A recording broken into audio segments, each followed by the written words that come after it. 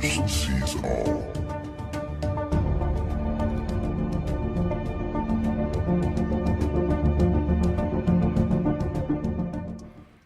I started this research 7 years ago, and I've been waiting all of my 7 years to be able to hear for the first time in the news, on both sides, good and bad, that aliens exist. Claims that the U.S. has a decades-old UFO retrieval program. Grush also dropped the bombshell allegation that people have been killed by, quote, non-human intelligences. Here he is on News Nation. Let's watch. We're definitely not alone. Absolutely, the data points empirically that we're not alone, yeah.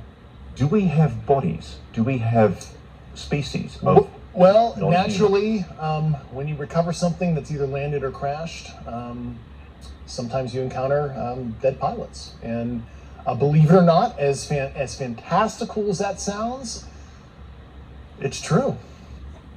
Grush, who previously worked as a representative for the National Geospatial Intelligence Agency, where his job was to help investigate UFOs, also said recently, quote, "I think the logical fallacy there is because they're advanced, they're kind, we'll never really understand their full intent, and that's because we are not them. But I think what appears to be malevolent activity has happened. That's based on nuclear site probing activities and witness testimony." Grush went further, saying the U.S. would do anything, including killing people, in an effort to keep this secret. Yeah, so I'm fascinated by this. I don't mean to nerd out again, but this idea that we can perceive beings as malevolent because we don't understand their behavior is a core principle of Star Trek and why the Prime Directive is so important, the non-interference principle.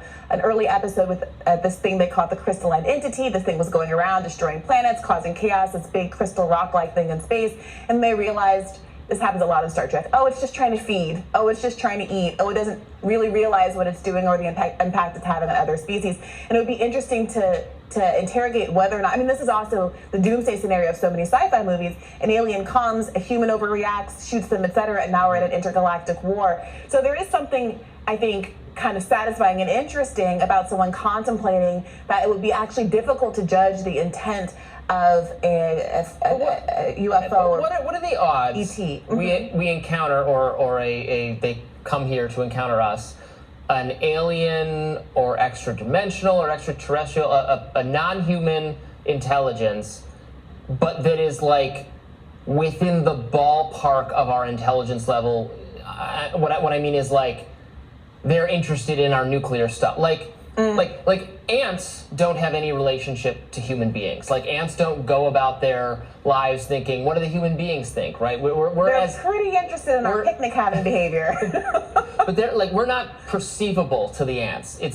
We're so different and distinct. But isn't that kind of the point? It will be like that with aliens. I think that's exactly what we're saying. But me and Grush is what we're talking about, is the idea that because ants don't perceive us, and we largely don't pay attention to ants, there are behaviors that we engage in that really have nothing to do with the ants but that are harmful to them. Let's say we build a condo and it digs up an anthill, right. And there are behaviors that they have that are at least irritating to us, if not harmful. There's fire ants and more dangerous kinds of ants. But it's not really about us. They're just protecting their territory or trying to come to our kitchen for snacks or whatever it is. So I think that's a really significant possibility.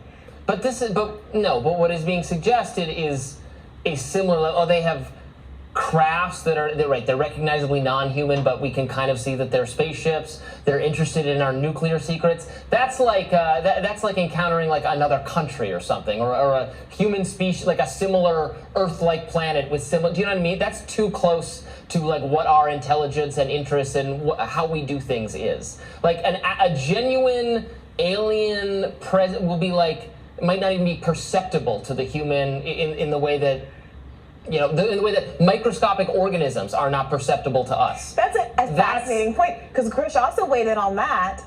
This is from an article in New York Magazine that is a skeptic of Grush and has tabulated what it considers to be more of his outlandish claims. One of them he says, I don't want to necessarily denote origin. I don't think we have all the data to say, oh, they're coming from a certain location. He proposed the vehicles the Pentagon is hiding could have come from a different physical dimension as described in quantum mechanics, saying, We know there are extra dimensions due to high energy particle collisions, etc., and there's a theoretical framework to explain that. Does that help? Does that help for you, or does that make it worse? No, I think that's all possible, but that does not at all, to me, resemble what we're talking about when we're talking about flying objects people have seen and recovered pieces of ships and technology and weird glimpses of things in the desert or where else. That is very different, and thus I think largely a hoax and not true. An actual alien presence will be as different to us. It'll be like a shadow or an ink blot. Or it'll come from some. It'll not be something we can even. It'll be so foreign, so different to anything that it's almost like beyond our imagination. Yeah, I really. You see, that's the big secret, folks. It really is. In parlance, he said, David Grush, when they asked him about vehicles. Yeah, you can call it a craft vehicle. Yeah. Because he didn't get into the specifics of the phenomena part of it. Ghostly, interdimensional, from other dimensions. The story and the plot is going to thicken so much that people are going to be like, no, come on. People are really, like, everyone that wanted the truth to come out is going to hear something that's even more incredible than what they could ever have imagined, what I could ever have imagined. But these vehicles, I mean, what do you think I call this? A biological creature on the moon in my research? Because it doesn't look like a vehicle, does it? Many different characteristics. Let's go back. I'm going to get back here. Go ahead. Some of your points from the last UFO segment, you mentioned that it was incredible to you that aliens would only have landed in the United States and only in rural areas, and what are the odds, et cetera, et cetera. It's worth noting that Grush says the first UFO case he was briefed on involved a vehicle downed in Italy in 1933, decidedly not America. The Mussolini government had allegedly kept it in storage to the end of World War II. Pope Pius VII back-channeled the existence of the object to the United States, which it obtained in 1944 or 1945. Here's a post in 2011. Aliens may destroy humanity to protect other civilizations, say scientists. Rising greenhouse emissions could tip off aliens that we are a rapidly expanding threat, warns a report. As ridiculous as it may seem, there's some truth to that. Could there not be? The Fringe. Here's something that came out only a couple of weeks ago. If aliens contact humanity, who decides what to do next? Scientists setting up post-detection hub in Scotland are concerned humans would react like headless chickens.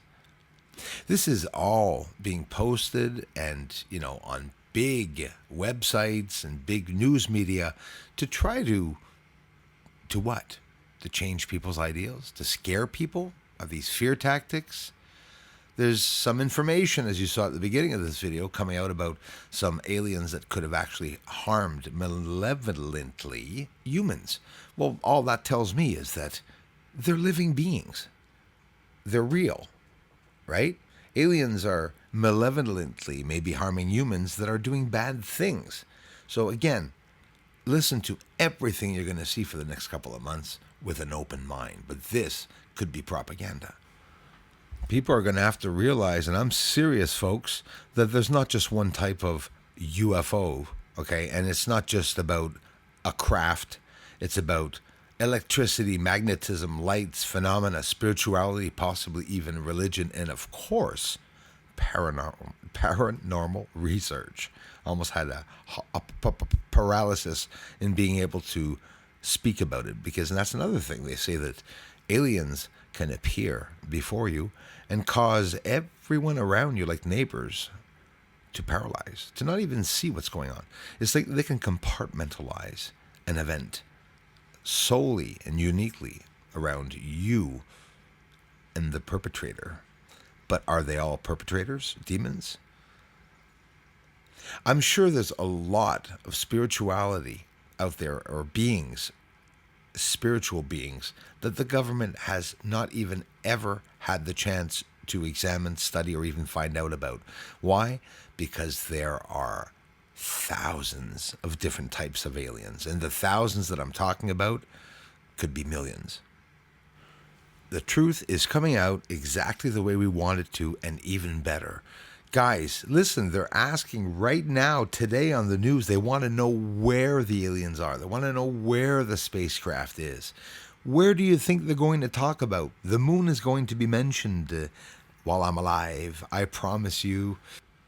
In the news recently, U.S. urged to reveal UFO evidence after claim that it has intact alien vehicles. Whistleblower, former intelligence official, says government processes intact and even partially intact craft of non-human origin.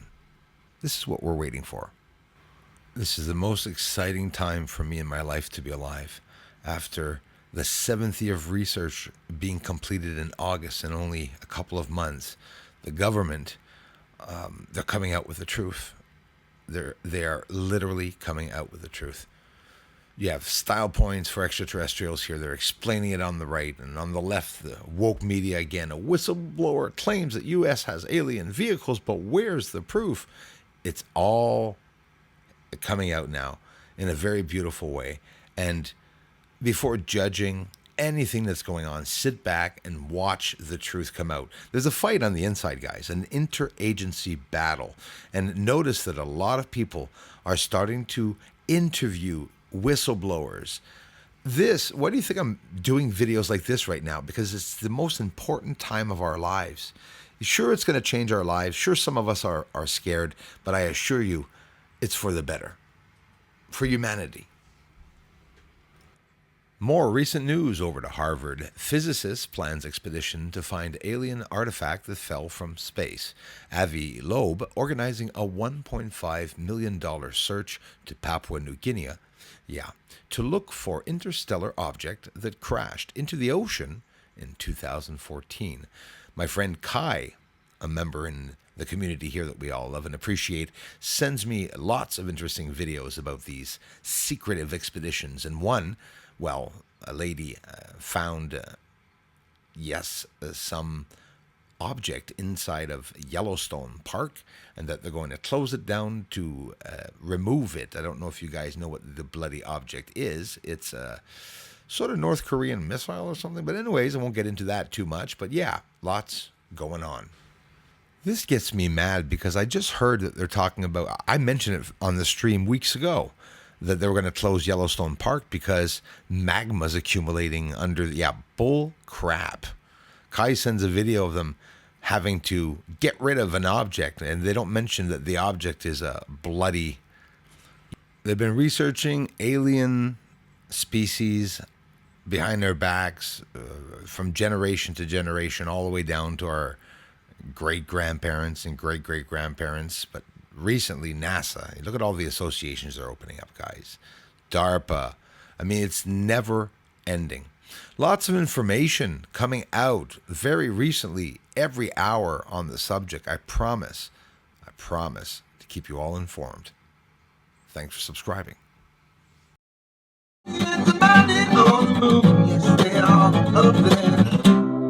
Doesn't matter 'cause disclosure's coming soon.